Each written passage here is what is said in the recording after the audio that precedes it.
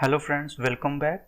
This is the part 8 of the React.js tutorial series. In previous video we have learned about the folder structure of the React.js application. In this video we are going to learn about the JSX. So what is JSX is?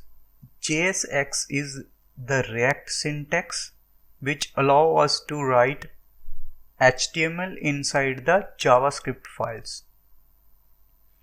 So you can use this as a JS file as well as you can use as JSX. Both will work in React application.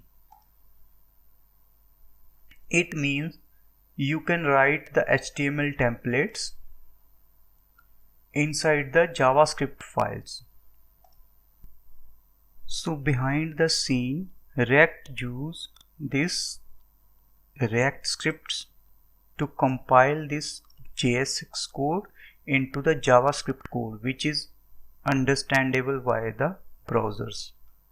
I can show you by creating the build of this code.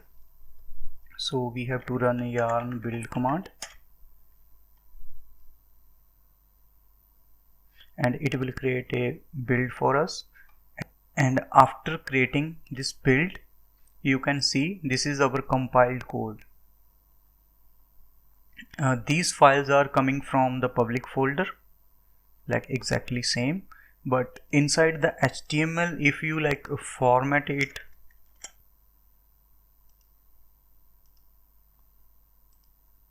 see, you can compare this HTML side by side. So root is here, and in compiled code you will see this main.js file, which is not here. It's like compiled by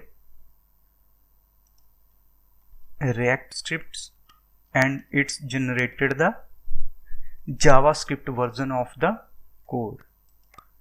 If we click on this main.js file, then you will see something like this one. This is the JavaScript code, and after compilation it converted to the JS code, which is browser can understand. So we can run this directly by going to this folder, and this one we will use in when we are publishing our application to the server.